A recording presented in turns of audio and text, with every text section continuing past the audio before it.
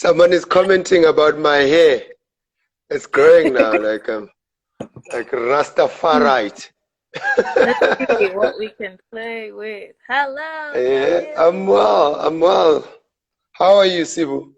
I'm so good.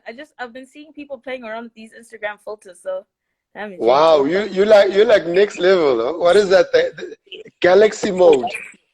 I think I see live a Samsung A Galaxy Live. Don't Oh need live wow. TV. Woo. Let's see what that look like. So is it like modes on like background modes on it? Yeah, it's you can put in a filter somehow. Oh wow. Okay. Okay. Okay, That wait. works. Okay. Let's not do it. All right. Hello. How are you, Hello. Veli? Good, good, good, good, good. I saw your tweet. I'm gonna take it easy. No hard questions. Hey man, listen, I'm fresh meat in the industry. I'm Leandra. I'm everyone's baby sister. I'm the mentee, not the mentor. I don't know Okay, everything okay. yet. No, it's good. It's good. I think what we're doing is really chatting to just creatives, people that run businesses. It's a thought that came up probably on the first day of lockdown, and we said, Yeah. there's people at home wondering, what's next? What am I gonna do? How was that for you though? Like when you first heard of COVID, and they're like, there's this thing called COVID, and it's gonna affect your business. Like, how was that? Guys, so I first heard of coronavirus being a real big thing Yeah. in New York, funny enough, because I traveled to New York to go work at a symposium. And Okay. on my way, like as in preparing for my travels, people were like, aren't you scared of corona? Hana fish base. I'm like, I mean, Yeah. it hasn't hit us. What is the thing? Yeah. Get to New York, things are on lockdown. I'm speaking to different people in industry, and they're just like, yo, we're shutting down, New York is shutting down, etc. I come back home Wow. and there's discussions about, yo, this corona thing is huge. However, I'd returned the week of, we had an Amstel launch, the Somali wedding finale viewing, Yeah. and the DSTV awards. So Yeah. it didn't seem like it was going to be a big thing in this country. Week after, there's talks about lockdown. Hey, Jan, president You're has like, what's announced happening? the country's going to lockdown. I'm like, what are we going to do? So what had happened was Shimza did the online quarantine party. So on the Friday, he spoke, I think it was Thursday, he spoke to PH about it. So on Friday, we started just chatting and promoting it and pushing it to, okay, Sasa, we're doing this thing, which was on a Saturday. Saturday, we do online quarantine. Then we're like, no, man, we can actually take this further. So we start calling around like different channels. Sunday, we were in a meeting about it. Monday, we were doing pre-production. Tuesday, we were shooting. So that whole week before the Thursday midnight cut off, we were just like, hey, get Working. content. Oh, yes, working. We're pushing, we're shooting, we're calling talent. I think we got through a good 50 plus DJs in 1 week. Then, my goodness, come lockdown, it's like, okay, cool. Now we can't go to the office. So what? Life continues. Carried on working.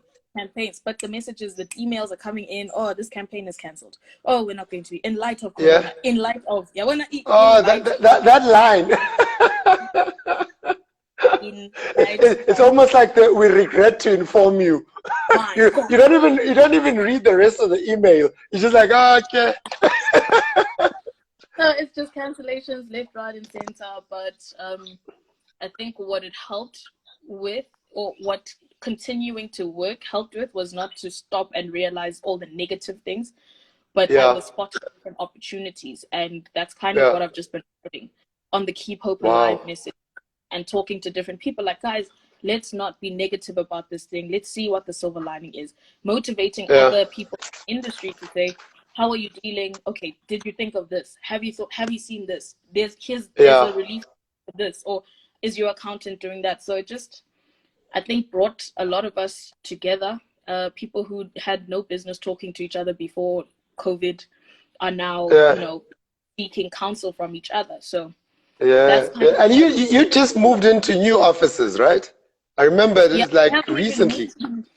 You were moving in. Oh my goodness. We were about to get our Wi-Fi installed. We were doing cute little merchandising, all the team members. Aha. Oh wow, wow. You know, we've been thinking with my business partner, and I'm just like, even the concept of offices post COVID. I mean, what does that look like? You know, because I was thinking, we've got 3 offices: Cape Town, Durban, and Joburg, and Yeah. to run those offices costs us like R1 million a month. And I'm like, Yeah, you're do paying we a lot of even money. do we need to actually have that? Or because I mean, the creativity and the teams are actually performing better offsite, which is quite amazing. I mean, I was thinking before the interview, like the first time I heard about a Duma collective and Sibu. So whenever my team goes out, they kind of like spy for me. When they hear or see or work with a very good company, they come back to me and said, "There's this company." So I remember on a Monday, like we were having a meeting. They were like, I think it was Delicious Fest that Avatar worked with. They're like, "There's this girl. There's this company. We worked with them on Delicious. We need to pull them everywhere. We need to work with them." So how did it all start? I mean, tell us your journey from how did Duma Collective start, and what is it about? Wow. So in a quick tweet, Duma Yeah, Collective is the result of me monetizing my passions. My yeah, passions being creative arts, performing arts more specifically, and communication. So social media, I really took to it when it came up from the days of MySpace and Mixit and Oh Facebook. wow, Moving into like Twitter, when Twitter came up, we were doing things. There's a guy called Nkanyezi Kubeka, super cool dude. We yeah, were championing promo Twitter and taking promoters off the streets and putting them onto social media and spreading a message. And we wow, thought it was like such a simple thing to do. But how I came to register a company was from being a dancer, doing choreography and doing like really cool work with dancers. And then I okay, started freelancing on campaigns because of me being known as the girl in the dance industry. So I worked with artists. I worked on productions, like dance productions, an event called Masters of Rhythm. Shout out to Jay Kayembe and Simba. yeah, And I got into MTV, doing a gig for MTV because the new marketing manager, who was Jean Dimitri van Dijk, shout out to him, he had come from yeah, working at Miller. And on Miller, we had done a dance project with Jay. And I needed to invoice. I needed to like register as a vendor at Viacom. yeah. Now I'm like, oh, yeah, okay, company What do registration, I creating a do? company bank account. What do I Mm, do, right? So I got an accountant to just do everything for me and fix all my papers so that I could present myself as a professional entity to this yeah, Viacom beast. yeah. And from there, one thing became another, one campaign became another, and then I got offered a job at Viacom as a marketing coordinator. So basically a brand manager for MTV and MTV Base, because I was there so Okay, often work, and then an opportunity just presented itself.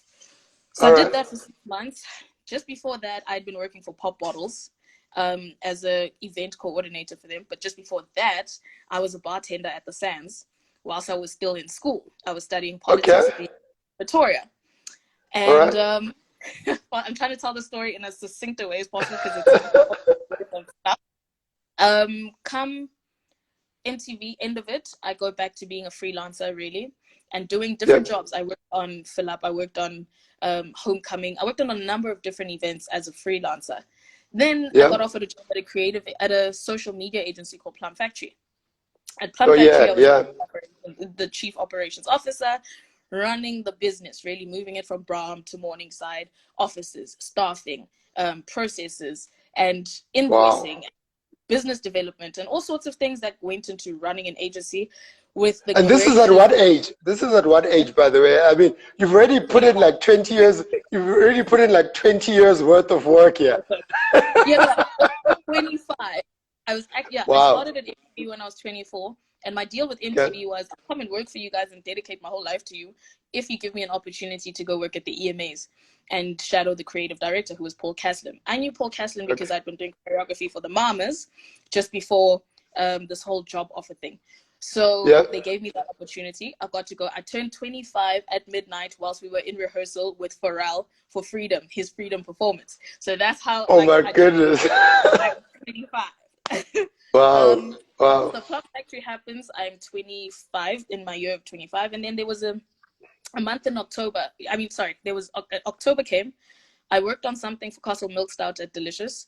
I Yeah. worked on Homecoming Africa. I worked on Fill Up Orlando Stadium, and there was a fourth event that I worked on, but all of these were taking up my time during the week. I was like running away from work to go on site for delivery. And then Shaga and Che, Shaga and Che were my bosses, and they were just like, dude, we see this thing is working out for you. Just go focus on that. Go do that. Let me keep my office. So I was paying 1,000 rand rent for my office, and I had an intern who's now like my left lung, Wow. Ellen. And then I started employing people one by one, and we were all based at Plum Factory. And then a year later, we needed to move out because we had grown to a team of 7. And then we took up Spaces, and we were there. And then after Spaces, we were like, no, guys, let's just get our own home.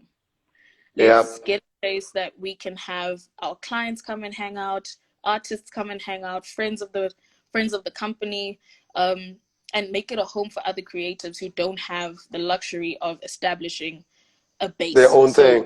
Yeah, we can be a home base for all the freelancers. So give other people the opportunity Plum Factory gave me. And incredible. Duma Collective is now here today because it's a result of a number of different people giving me opportunities to do really cool things, and then me paying it forward to other people. Yeah. And the name Duma, I mean, what inspired that? So in registering the company first time, this is 2014, I registered the company as Duma Communications. Duma is Tagazelo Sab. My surname is Mabena. Duma, etc. So I thought it would be cool to have my surname at mystagazelo.com. And then as time went by, even black people were struggling with this Duma name. What's happening? Maduba. White people can't say it. They're just like, so Sibu's agency, instead of like, they'll talk about like capacity relations, VML, but they can't say Duma. They'll say Sibu's agency. I said, no, man, this is the problem. It's not the one. Yeah, so I registered Duma Collective in 2017 as it's the brand, well, it was like a rebrand, but I'm still keeping the essence of who I am really, and Duma still has a really great meaning. Like thunder. I think it's a cool name, and then the collective is just everybody together, and the name has stuck, and people are just like, the collective, Duma Collective. I also want to Duma Collective hoodie, so it's working. Nice. Now, had you ever thought you've been an entrepreneur? Did you grow up in a family with entrepreneurs? Like, where does that come from? Or like the whole entrepreneurship thing? Because it's not easy. I mean, a lot of people think you can just start a business and carry on, but you almost need to see entrepreneurship or even think you can be an entrepreneur. I mean, where does that entrepreneurial gene come from? Or even thought? Is my dad. Like, legit.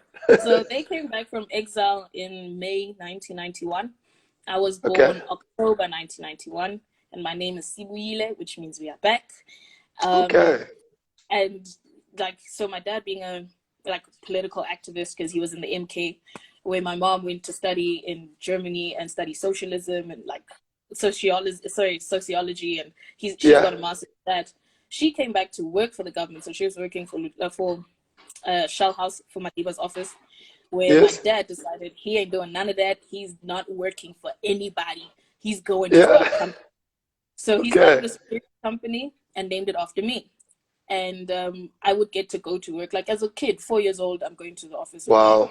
The Michael Jackson concert, they did the security. So they were the AA2 of that day. AA2 security. The security, yeah. So they had the Joburg Stadium contract, and through that they were doing all the concerts. So I used to get to see Boyz II Men, Mary J. Blige, as a kid, and see my dad leave, go to work, come back later, and then there were things like he bought a Volvo, he was driving a very nice car. I'm like, things are good. So it takes doing this to get this. So growing up, I understood that you can be the master of your own destiny. If you control your business, if you're in control of the work that you're doing. Then came a time when I think I was in grade 1 or grade 2. He fetched me from school because my parents are divorced also. So I used to see my Yeah. mom doing the like 9 to 5 thing, and then my dad Okay. doing the always on working thing. And he fetched me All from school right. once. He used to own a gun shop that my sister worked at. And he'd make me count bullets, like in the box. The box says 100 bullets. So he's like, hey, Wow. count it. I think it says 100. People can lie. So just because it says 100 on the box, check it. Yeah. You're out there just counting bullets. Counting bullets in grade 1 after doing my Wow. stuff. And my sister working for my dad also showed me that, okay, just because it's family doesn't mean you don't have to work hard. Because she used to get in trouble a lot for like missed numbers if the budget was wrong. And I would Yep. witness this. So it's something that was instilled in me subconsciously. Then I think around 14, 15, my mom wouldn't give me a lot of money. Not because we were poor, but she was just like, I don't need to be giving you 50 rand for tuck shop. But I want a pie, I want a Coke. After school, I also want to eat like kids. So I started making my own money, plaiting like my next door neighbor's hair, and like just accumulating rands that way. Then I'd do odd jobs at like aftercare and take care of kids, get paid 300 rand a day. Wow. And then I started teaching. So at the school that I danced at, there were younger kids than me. So I'd offer my dance teacher, oh, can I help you, and teach kids and then get paid for that. Okay. And that's how I started enterprising. Wow, that's a beautiful story. So, and a lot of people ask me this, and like I think it's such a pop question, but I find myself thinking about it that, is entrepreneurship in you, or is it something that you just can some people not be entrepreneurs? So are you kind of like born with it, or is something like those experiences of counting bullet, seeing entrepreneurship that makes you an entrepreneur? What's your view on that? I honestly think, and I mean, the economists and the purists will come for me for saying this, but by virtue of you exchanging your skill set, your time, your ability for remuneration, I believe inherently you are an entrepreneur. We see this with our parents, our aunts, our uncles who were selling. Like I had an uncle who worked at sales at, what was that company? Joshua Doe. And he was the top salesman at Joshua Doe. And then he moved on to Town Talk and top salesman at Town Talk. But just because he was working for Umlumu, does it mean that he is not an entrepreneur, even though he's such a good salesperson? So I really do believe that anyone who can sell anything, including their own skill, can qualify as entrepreneur, because it is the exchange of, or the gathering of factors of production in order to produce a product and sell it. Wow, that's a unique view. That's a really, really unique view. Now, but what does it take? I mean, when we started this platform, it was really to give practical advice, and it was really to humanize, because I think people read about us, people see us do all this stuff, but Zia and I wanted to have a chat with fellow entrepreneurs, find out how they're doing, find out where they're going post-COVID, with people listening. What does it take to run a company? What would be your advice? I mean, to the people listening, some guys are starting off, some guys have been running companies, some guys have got the anxiety of what's next, what do I do? What does it take to run a successful company? Wow. I said go easy on me, bro. These are the easy. This is like point one. I've got the ones that I put a star next to.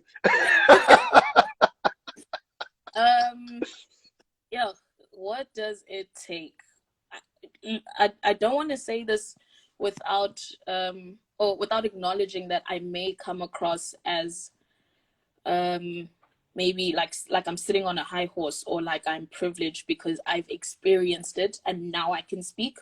Because there is something to be said about doing it and then coming to the realization of what it took. So I can speak hindsight and say what it took for me to get here was knowing that doing the job is not enough, right? There's a saying in dancing, knowing the steps is not enough. So what is the extra thing you've got to put in that sets you apart from the next person? The next person who's doing exactly the same thing as you. And it's quite possibly the work ethic, because you can't fake work ethic, right? You can't be a hard worker today and then tomorrow You're like, nah, Yeah. screw it. Yeah, Because yeah, that's yeah. when it catches up with you. The people who give you opportunities, if you're not going to be consistent in how you deliver on those opportunities, they will quickly take them away. So work ethic, very important. Leadership skills, being able to convince people to do a job the way you want them to do it takes a certain level of diplomacy, takes a certain level of borderline manipulation. You've got to be able to manipulate people into seeing their positive things about themselves, Yep. seeing their potential and realizing it. I think it also takes right? Because money comes and money goes. Yeah. So I could have at some point when I saw the first million come into the account, be like, oh, ma, Like, yo. Yeah. MW, where are we at? You know? Yeah, yeah. But it took a lot of restraint. And it's not to say that people who have enjoyed their money and spent it like that were wrong for doing it. But in order for me to still be sustainable during a COVID time, go from having 369 Rand in the account to doing better than that, like 17 days later, it's taken a long time of understanding that the good things will come, but have some restraint now. Have some restraint and be able to sacrifice so that you can see the rewards later. That's 3. 4, I would say a really positive mindset, because entrepreneurship is not for people who are going to wallow in sadness and all the negative things. You know, like we like to blame people outside of us, like, no, this didn't work out because the client doesn't know what they want. Yes, Or, no, this yes. didn't work out because the industry is against Black people. Or it didn't Yeah, work yeah. out because white people are always getting everything. And it's like, okay, so What are you doing? What are you? Yeah, yeah, And lastly, like, nobody cares. Work harder. Work yeah, harder. There's always yeah, someone who's willing to do what you're not. So just work harder. And those are the things that, in hindsight, I can say have gotten us here. But had you asked me this question in 2014, I would have been like, yeah, I don't know. I'm just gonna work hard. yeah, yeah. And you know, there's something, and I kind of don't know how to break away from it or to explain it. And I'm sure as a female entrepreneur, it's probably more magnified with you. You know, this, so we run a Black-owned agency group, right? Now, for me, like the ambition is beyond being the biggest Black-owned agency here in South Africa. We want to go to Africa. We want to open an office in New York. We want to open an office wherever, you know. But I find that whenever I talk to people, it's almost bringing me back to this black box, you know, to say, you know, you're Black, cool. And I think it happens more with females, where you're killing the game, but it's almost this othering of saying, you know, it's this female owned, you know, Sibu, a lady runs it. And I understand its importance, but I think it's also can get problematic as well. It can get into this boxing, you know, of, you know, these are female owned agencies, these are Black agencies, these are white agencies. What do you think about that? Is it something that you have an opinion on in terms of, does it bother you, or is it something that needs to be celebrated? Because I get why it's important, but it also can have the reverse effect of having this boxing. What do you think of that?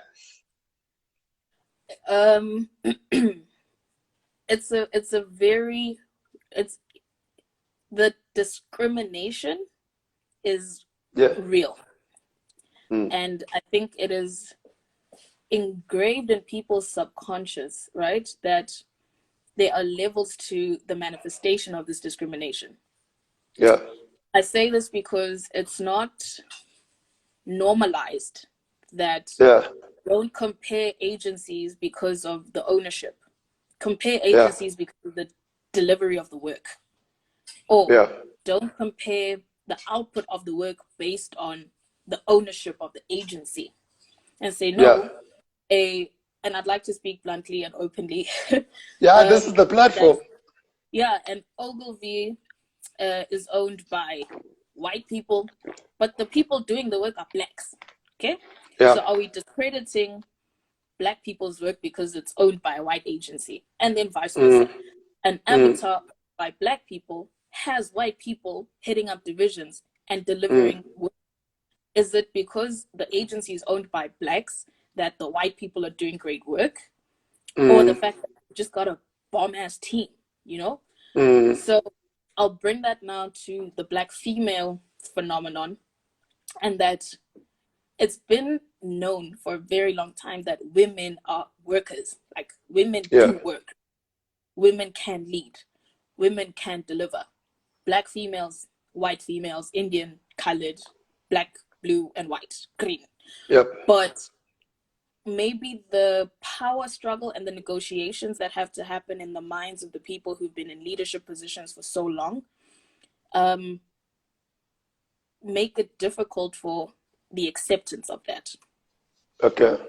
So where the old guard is used to dealing with the boys club, the old guard is not used to taking instruction from a female or being told by a female that your brief actually doesn't make sense. This is who your target market is. It becomes very difficult for men to have that negotiation with themselves. So where a woman must now come and be passionate about their point and kick and scream, you're being told you're emotional and you don't know how to manage your emotions. This is a logical discussion. But I think this industry needs to come to a point where we understand each other's differences as males, as females, and understand or have an appreciation for each other's contexts as males, as females. And say, and I have this argument with boys all the time when we're organizing an event to say, we need more toilets for females, because that's why you get a line that is like, it takes a person 30 minutes to go to the toilet because they're a girl and they only get toilets for them, where guys go and piss for 30 seconds and then they go back to the groove. And we need people who are able to then understand the context and why we think the way we do. And I've come to understand why men think the way they do. So I work with a lot of different sets of people, and I say, oh man, Rose Fest was so nice, because it's just a bunch of girls who understand each other. When someone is having emotional breakdowns, we get it. When someone is really passionate about a point, we get it.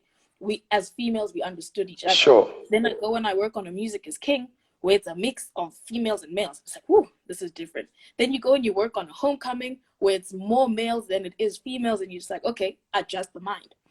Yeah. Then you look at PH and Shimza, and then again, adjustment of the mind, where it's like, no, guys, I'm going to do the grocery shopping for catering because, excuse me, as a female, I'm more nurturing. I will buy things like sweets and chips and food, and because I understand the crew has to eat, we're working long hours, where the boys are like, yo, bro, just get us some meat, some pop, let's keep it moving. Let's go. But the difference in the environment and what the output will be is just, it takes a little bit of that female finesse. So I think it's just a environment thing and people adjusting to the new wave, and the fact that females are here, that they're not going anywhere, and black female owned agencies here, and now there are black females in positions of power who are able to give black female owned agencies work, where the boys club is now kind of being dismantled.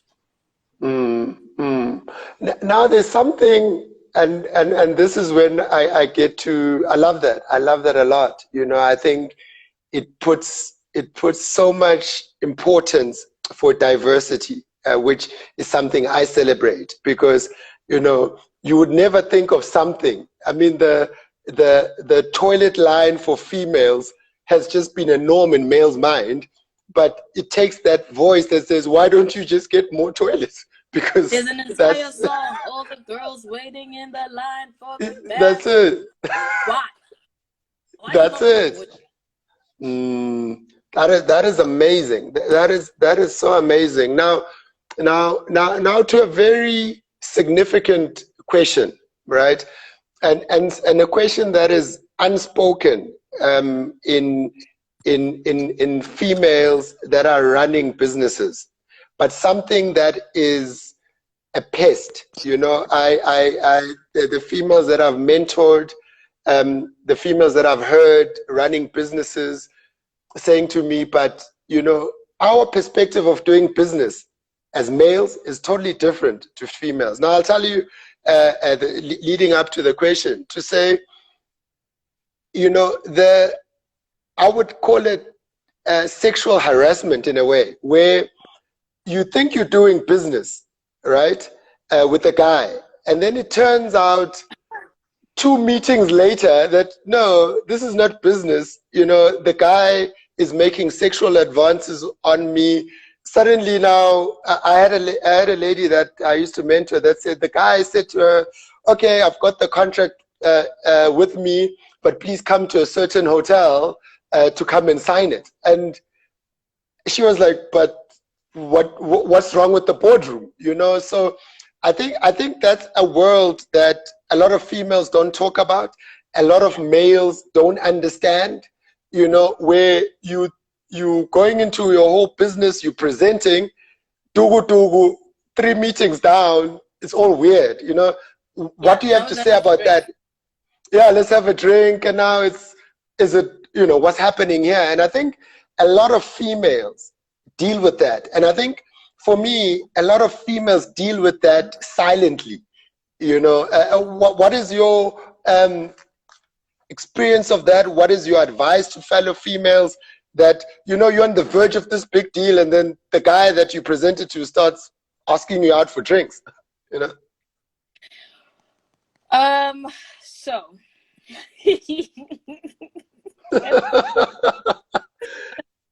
I'll tell you something I started doing very early on in my career. And because I came from a dance background, right? So it's girls around a lot of guys. I used to be in a crew called the Repertoires. And, okay. I saw lots of girls go through them. And when I say go through, like them different girls sleeping with different guys. And it was hip hop. It was like, for context, it's like you got served, it's street crews, it's fun, it's dancing, it's, kids just doing the most. Luckily, I had a boyfriend that was in the world, but very respected. And so was I. I came to grow isithunzi. And coming from, like, in my family, there was always that thing, don't be a judge. Like, don't be a street mate, please. Don't be a street mate. Don't embarrass us. You can go and do this fun hip hop thing of yours if you want to, but don't end up like what we see industry girls to end up like. So drugs, very similar to that. Alcohol during that time, I was just like, ooh, that's okay. Not for me, not my time. Yeah. But that then carried on into my adult life and like varsity and all of that, saying, I don't ever want to be that girl that's spoken of as the one who got with that person and then got this. And I never ever wanted someone else to own the results of my work. Own the fact that, she got that contract because she bent over for me. Yeah. No. If anyone was to ever claim, I can categorically say, absolutely not. That definitely didn't happen. But you can only say those things if they don't happen. So as females as well, whilst the advances are made, in a lot of times, I mean, let's GBV aside. That's a whole nother topic on its own. Sure. But as a female, you can say no. You can say no at the opportunity cost of that contract and say, look, I'm not willing to do this for that. Like, my dignity is worth far more than the couple of millions that this contract is worth. And I think that is what has sustained me in this industry. There aren't people that can disrespect me and say, she's a successful business person. It's because I put her here or I did this for her. No. That's my advice to all the girls coming up and who are actually at our level already or whatever. Don't give the people that power. Yeah. Because you won't be able, once you've stepped into that room, you can't take it back. Once you've gone, once you've taken your panty off, it's done. It's over. Whatever narrative that person goes and speaks out into the world will stick, because your truth isn't that it didn't happen. Your truth is that it did happen. So I think the biggest thing is that what comes with the territory is these things, but your power is in the decision that you make. So if you really want that contract, and I have no judgment on people who use what they've got to get what they want. Cool, honey, that's your spillion. But my business plan didn't include allowing people to make those advances and me playing ball and saying yes just because I wanted a contract or a job. Wow, that's powerful, because I think a lot of people reach that dilemma because running a business is so hard. And I know a lot of people, even to maybe some entrepreneurs listening, it's, you know, you've got a company to run and you've got this opportunity and you just think. So I think keeping to your morals becomes your future proofing. That's and having the integrity to not go almost the easy way, you know. And where are those principles from? You talk a lot about your upbringing. How were you raised to come to those principles? Because as I hear you speak, you stand for something, and even if it might be hard at the beginning, I mean, where do those principles come from? A number of different influences, from family, as an extended family, my cousins. We hold each other to account. Like, one of my cousins is actually on the live, Katego. My older sister, very, like, she's my mother's assistant mother, okay? Where she was the one that was like, I don't understand this dancing thing, go to school, go study, go and be a normal human being, because, like, we don't, this whole life isn't going to get you anywhere. And I think that helped me, because I was just like, I'm pretty wrong. Hey, firstborn telling me what to do, etc., etc. My mom, very solid human being, very, like, focused. She taught me, like, life principles when I was very little. I was reading Animal Farm at 6 years old because of the principles of farm, that all animals are equal, some more equal than others. And in that, I learned that, you know what, you're always going to have to fight for your seat at the table, because you're not just going to be chosen to sit at the table. My dad, on the other hand, work hard. Why are you crying? Like, he built a damn soldier in me. My aunts, my uncles, my father, my grandmother, and my friends. I've got friends, people I've been friends with since 1992. Deben Gogo's one of them, you know, like, just the things she's exposed me to and things I've exposed her to. Lots of different influences. Church was a major one, because you learn how to be accountable to. I was on the dance team at church, so I was accountable to the dance team, to my leaders, to my pastors, my dancing, majorly, my dance teacher, all the, like, my teammates, because coming to rehearsal, if you don't come because you're just fluffing around, means you're compromising the performance of 6 other people around you. So it's all these different factors of all the different things I was involved in that contributed to me being here. Wow. Another issue that's hardly spoken about, at least publicly, that I've seen with my female friends that run businesses, and unfortunately, and I'll say it as it is, a lot of men that are walking around are very insecure, they're very fragile. So I find with those females that I know that are running businesses, it's even hard to date or hard to sustain a relationship because of how fragile and nonsensical some men can be. How have you found following your ambitions and dating? Not even now or just historically, because I think, you know, it's such an unfortunate thing where, let's say now you've got a gig, you know, suddenly your boyfriend is phoning every 2 minutes. Hey, Ugupi, what are you doing? Let's FaceTime. Let me see, you know. You know?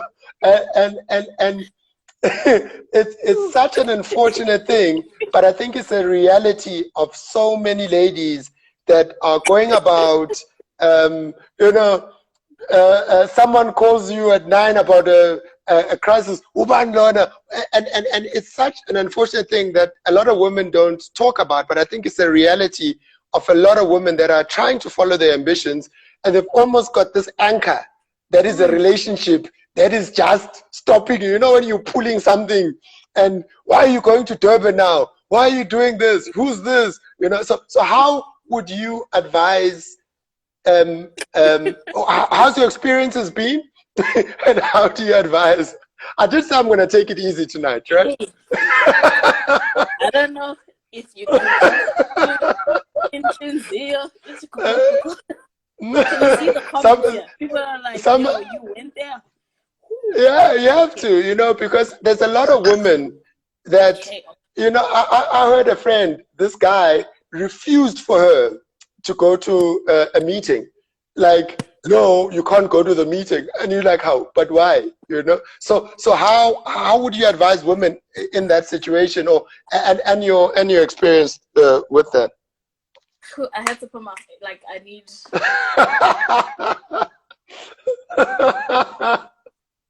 therefore, and henceforth, and all of those words. Okay.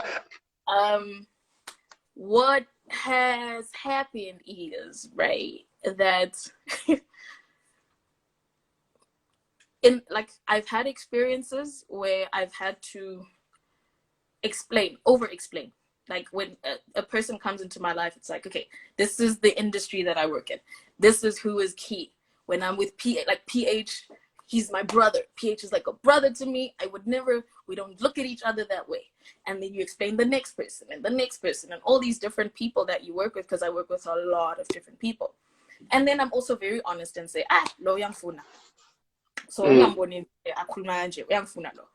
so the trick has been bringing the person or the partner into my world to say, this is what I want to make you feel comfortable in this space, because it can generate insecurities. And I'm doing what I would expect of a man to do for me if he was working in the modeling industry or in fashion and he's with like Naomi Campbell every day.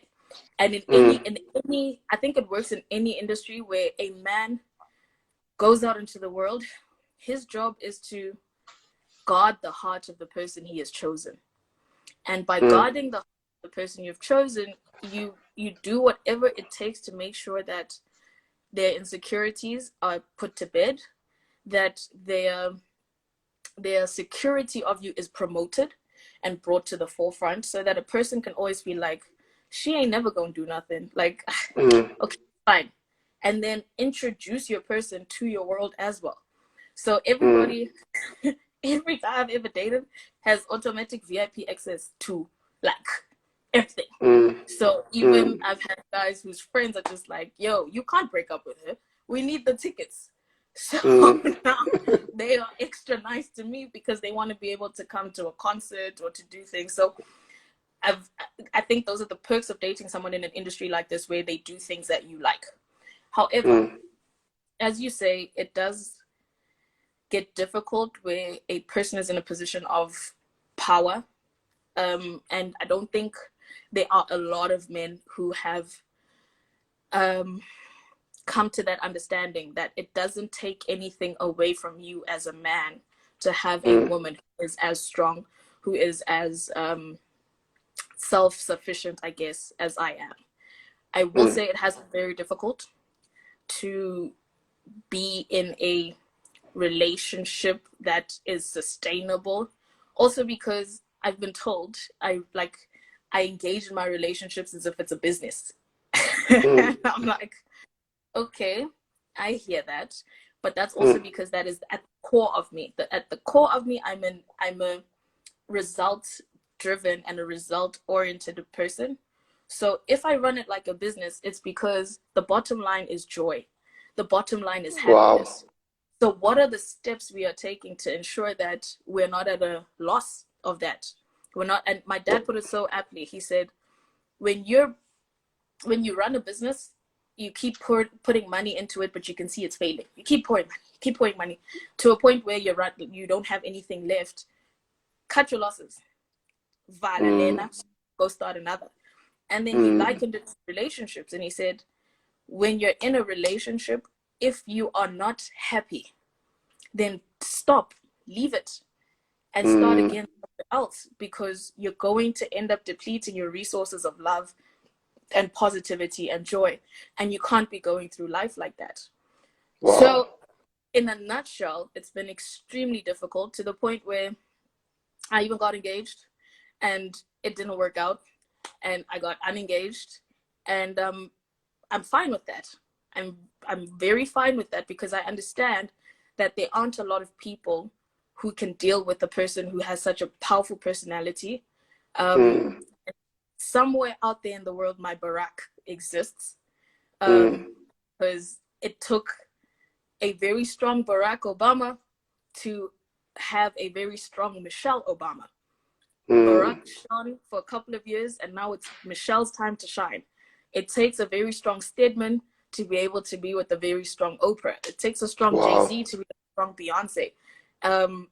And women also need to accept the fact that they are strong without trying to dilute that to suit another man. And I'm really not trying to make it like superficial and motivational and like all women power, etc. But at the end of the day, I can't change. I would be living a lie by trying to downplay my awesomeness. Because I'm a dope person. I'm kind, I'm friendly, I'm a happy person, but I'm also a leader. I'm also someone who has pressures and stresses, and I deal with them accordingly. But can I be a friend? Yes. Can I be a partner? Yes. Can I be in the background when you need to be in the forefront as my man? Yes. And it's going to take a very special human being to come and be my special human being forever and always. Wow, that's profound. And I think it's a lot of information that strong women need. You know, I'm just looking at the timeline, and people are just it's just wows. Everyone is just wow, wow, wow, queen, wow. And I think it's conversations now, in terms of where you want to take Sibu, where you want to take your career. You know, where is Duma going? You know, I love the honesty in which this interview has gone down. I love how you've opened up to us.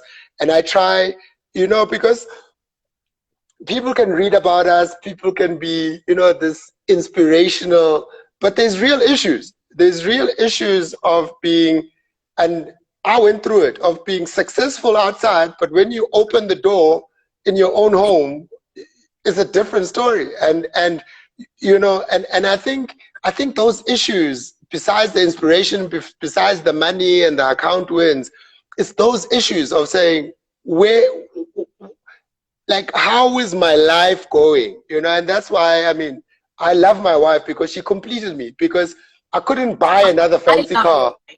I couldn't get another fancy car. I couldn't get another watch.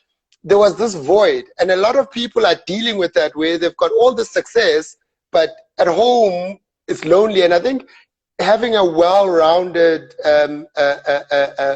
life approach is a good thing. But I'm really interested to where you're taking your personal story too, with all the opportunities that you have. I'll be very honest with you, Veli. Like, if someone were to say, what has been the blueprint of you getting here? I don't have it. I don't know. I like, all it has been was one thing leading to the next. So doing one thing really well, and that leading to something else, and then doing that really well, and then the dots connecting. I've got a business plan, but it's just a bunch of words that say what we've done so far and what we think can happen. Yeah. So to say I've planned things and I have a vision, no, bounce. I don't have that. However, I do know, and this is what I've always wanted, is to be influential. I've always wanted to have a seat at the table, to be able to change people's lives and create platforms for people to do what they really love to do and be able to get paid for it.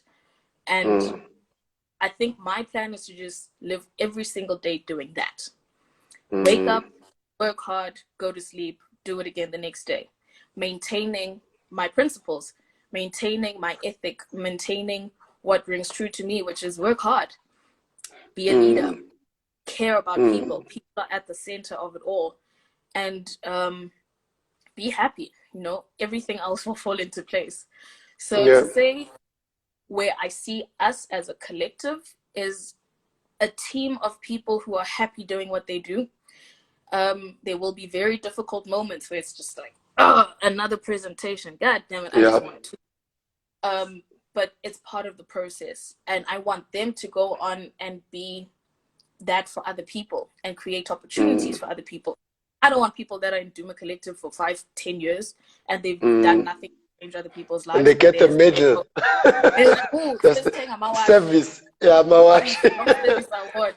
No, because that doesn't change lives. That changes your life, but it doesn't create a forest.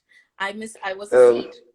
I'm now a tree. I bring other seeds. Those must get planted and become other trees, and then and so forth, and create a forest of creatives that are doing it for years and years and years and generations to come. Personally, I want to get to like God level. I'm a king because Jesus is King of Kings, and I know that there's He's prepared for me at tables that I can't even imagine, where I'm going to lead nations and I'm going to do amazing things for a lot of amazing people. That's what I see myself doing, where when I call, and I'm one person away from Oprah right now. I have her PA's email address, but I want to get to the level where Oprah is like, oh, I need to do something in Ethiopia. Who's the closest person today? Call Sibu. That is like, okay, I get it.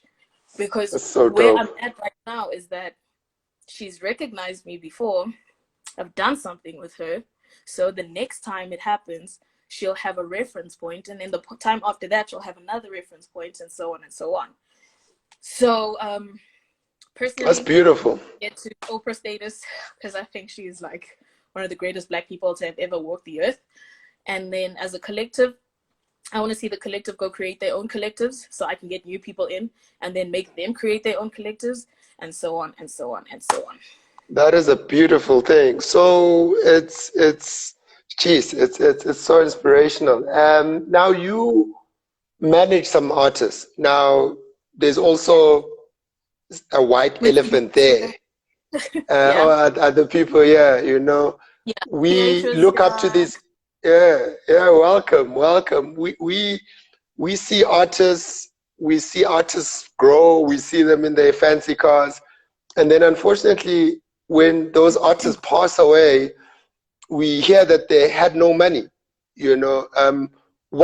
Managing these careers, what are you doing differently to build their legacies beyond the Instagram life and looking like you've got all this money? What are you doing differently in your approach to artist management?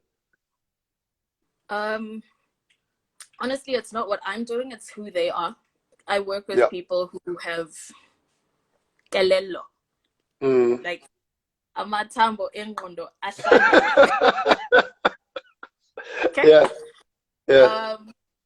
And I think that's the magic in our collaboration, is that I work with people who I understand and understand me.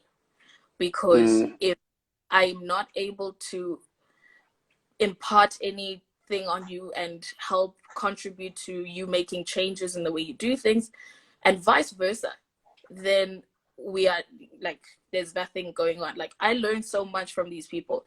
PH is one of the, like, he's a business person, understand? Yeah. No, why must you spend on that? But then, okay, no, let's actually, we need to do this, he's a very sound business person, and I'm here to just help amplify and contribute to the business development. You understand? Yes. Yeah. She saves. Girl is liquid, girl is a saver, and people may have all sorts of comments about, oh no, where does this money come? Surely she gets paid and she saves. Mutsilisi, she studied accounting, and Mutsilisi is such a smart person. And the way she navigates, and she doesn't think with her stomach. She can say no to a campaign because it doesn't go with her brand, it doesn't go with her values, it doesn't go with her morals. And I'd sooner respect a person who can say no because this doesn't work for me, than someone who will take something just because it's a bag. Jessica's such a humble person and a very mature person, and she's so good at deciding how her life must be structured. And she'll say, you know what, Yeah. let me sacrifice this for now, because what I want might take me 6 months. So let's save for it. Let's Yeah. park this money. Campaign pays, it stays in my account, in the Duma account, and it's parked there until she's ready to use it. Versus people who would just be like, when are they paying? Oh, when is We are, so yeah. I learn a lot from them, and they learn a lot from Brilliant. me. So I wouldn't be working with them if we weren't aligned and on the same wavelength. And also my team, like Audrey, so they are very good at understanding these people and working according to their wavelength, so that it's not like, oh no, she doesn't want to take this campaign, she's losing money, versus I see what Jess is saying, it doesn't make sense for her, so let's not do it. That's powerful, and I guess that solves the problem if you know how to manage your brand, and it's more a collective between you and the artist rather than a management. I think that works well. So these hours go so quickly, you know. You're so good at this. You're real good. You're like Dali Tambo 2.0. People of the South, darling. So, you know, we think about legacy. We think about, I mean, I think about it a lot, because I'm not only doing this for myself in running Avatar. You know, I'm breaking boundaries for more people. I'm fighting.